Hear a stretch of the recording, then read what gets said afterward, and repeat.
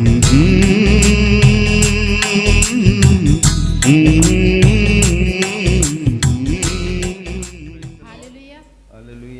का धन्यवाद हो कि परमेश्वर ने सुंदर दिन दिखाया और जीवित रखा हो। परमेश्वर यहाँ लेकर आया कि परमेश्वर के नाम की महिमा और स्तुति हो। परमेश्वर का धन्यवाद हो अच्छे दिन के लिए। और मैं भी परमेश्वर के वचन से मतलब कुछ बोलूँगी कि वाकई में परमेश्वर हमारा इतना महान है। जब हम अपने परमेश्वर पे विश्वास करते हैं और परमेश्वर के पीछे चलते हैं तो परमेश्वर वो आने वाली हर एक परेशानी से हमें बचा के रखता है, क्योंकि परमेश्वर ने हम लोग अपने बच्चों से वादा किया है। परमेश्वर ने कहा है कि मैं तुझे कभी ना छोड़ूंगा ना ही कभी त्यागूंगा। लेकिन परमेश्वर का धन्यवाद हो जैसे कि मतलब परमेश्वर अपने लोगों से चाहता है कि तुम मेरी आज्ञाओं को मानो, मेरे वचनों पर मन लगाओ। तो हमें अपने परमेश्वर के उन वचनों पर, जो परमेश्वर ने हमें वो वचन दिए हैं, परमेश्वर ने हमें ये पवित्र कलाम दिया है, तो हम जब अपने परमेश्वर के पवित्र कलाम को पढ़ते हैं तो हमें वो समझने की, तो हमें समझने क्या, परमेश्वर से प्रार्थना करने कि परमेश्वर हमें समझने की सामर्थ्य दे, शक्ति दे कि परमेश्वर जो वचन हम पढ़ते हैं वो हमें समझ आना चाहिए। और जैसे कि मरियम के बारे में सब लोगों ने सुना है कि परमेश्वर ने मरियम पर अनुग्रह किया था।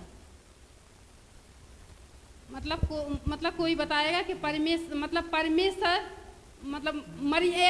मरियम में ऐसी क्या खूबी थी कि जो परमेश्वर ने, क्योंकि मतलब वहाँ पर मरियम के साथ साथ और भी मतलब कुंवारी लड़कियां थीं कि परमेश्वर ने उनको नहीं चुना लेकिन मरियम को चुना। परमेश्वर ने मरियम को चुना क्योंकि परमेश्वर मरियम जानता था कि ये मेरी बेटी है और जब ये दुख वो परेशानी से निकलेगी तो जैसे कि यीशु मसीह ने अपने उस पिता ने यीशु मसीह अपने बेटे को भेजा, तो वो पिता जानता था कि हमारा यीशु मसीह, हमारा बेटा हमारी वो हर एक परीक्षा से गुजरेगा और हमारी हर एक आज्ञा को मानेगा। उसने हर एक अपने पिता के हर एक बातों में, हर एक दुख संकट में, जब संकट से अगर गुजरना पड़ा, लेकिन उसने अपनी नहीं बल्कि अपने पिता की मर्जी को पूरा किया। यहाँ तक कि लास्ट तक भी उसने अपने पिता की मर्जी को पूरा किया।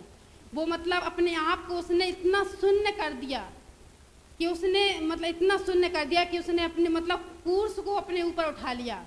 उसने हम सबके पापों को अपने कंधे पर उठा लिया, कोड़े खाए, लहू को बहाया, लेकिन उसने अपने मुंह से अपनी हर एक बात में अपने से पिता की इच्छा को पूरा किया।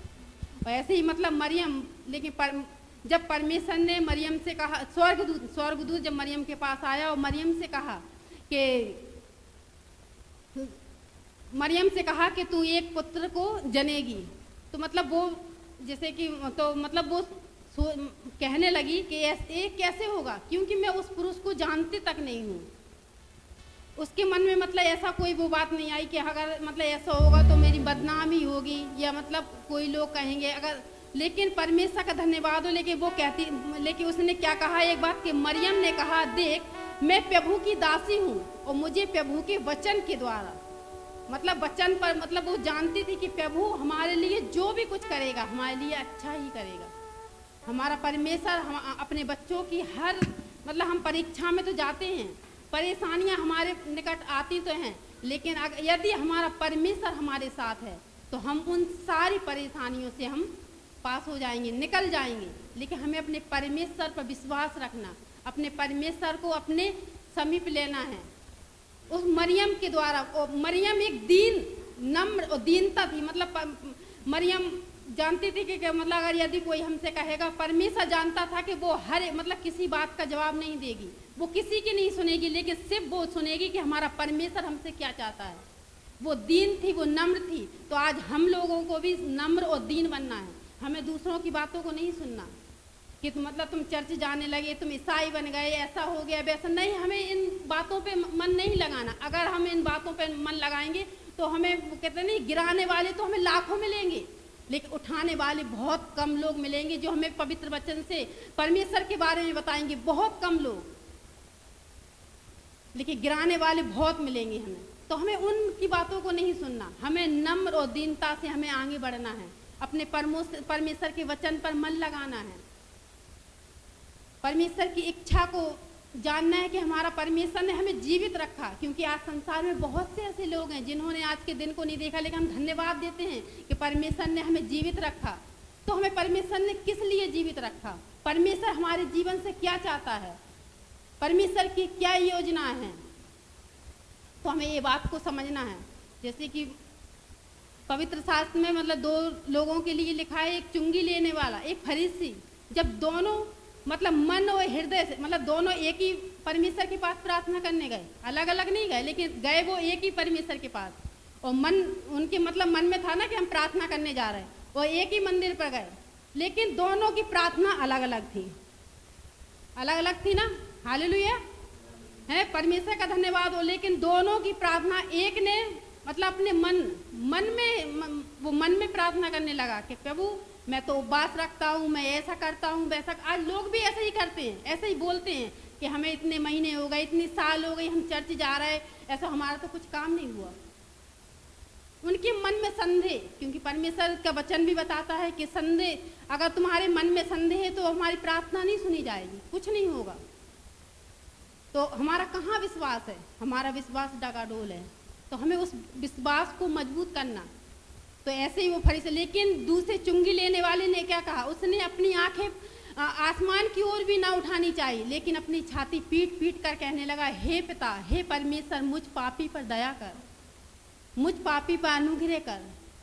तो आज हम सब, ऐसा कोई भी नहीं है कि जिसने पाप ना किया हो। तो हमें वो पछताव, हमें प्रतिदिन पछताव करना है, एक दिन नहीं। हम क्या एक दिन खाना खाते हैं और दूसरे दिन नहीं खाएंगे, लेकिन हमें प्रतिदिन परमेश्वर से माफ़ी मांगना है, परमेश्वर से पछताव करना है, क्योंकि हम कुछ खुद नहीं जानते कि सुबह से लेके शाम तक या मतलब 1 घंटे में या 2 घंटे हमसे कौन सी गलती, हमारे मुंह से ऐसे कौन से शब्द निकल गए। तो हमें अपने मन को, क्योंकि हमारे मन में असाध्य रोग लगा है, तो हमें अपने मन को अपने परमेश्वर के समीप लाना है, क्योंकि हम मन से जो सोचते हैं, मन पर जो रखते हैं, हमारे मुंह से वो ही शब्द निकलते हैं। तो हमें अपने मन में अपने परमेश्वर को स्तुति महिमा, परमेश्वर के वचन को, तो हमारे मुंह से वो ही शब्द निकलेंगे। जब हम अपने परमेश्वर की स्तुति और महिमा परमेश्वर में बने रहेंगे, तो परमेश्वर अपने वचनों में हमें बढ़ाएगा।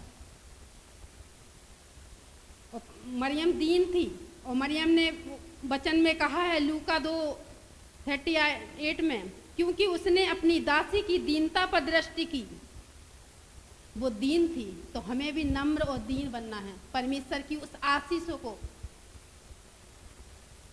चाहना है, तो अपने पापों को मानना पड़ेगा, क्योंकि परमेश्वर के वचन में यूहन्ना 1:9 में भी लिखा है, यदि हम अपने पापों को मान लेंगे तो वह हमारे पापों को क्षमा करने और हमें सब अधर्म से शुद्ध करने में विश्वास योग्य होगा। तो बहुत जरूरी है हमें, लेकिन हम अपने पापों को नहीं मानते, हम उसके पीछे, परमेश्वर के वचन में लिखा है अपना क्रूस उठाकर मेरे पीछे हो ले। हम क्रूस को नहीं उठाते, उसके पीछे नहीं होते, लेकिन परमेश्वर, बस हम चर्च में आए, हमने प्रार्थना करी, हमारी प्रार्थना पूरी हो जाए, लेकिन हमें अपने परमेश्वर की आज्ञाओं को मानना पड़ेगा, परमेश्वर के पीछे चलना पड़ेगा। तब परमेश्वर कहता है कि परंतु जितनों ने उसे ग्रहण किया, परमेश्वर ने उन्हें अपनी संतान होने का अधिकार दिया। हम उसकी संतान हैं, अगर हमें उसका अधिकार लेना है तो हमें उसकी बात को मानना पड़ेगा, वरना संसार में और हम में कोई फर्क नहीं है। हम आते तो हैं सिर्फ एक दिखावटी, हमें अपने मन को फिराना पड़ेगा।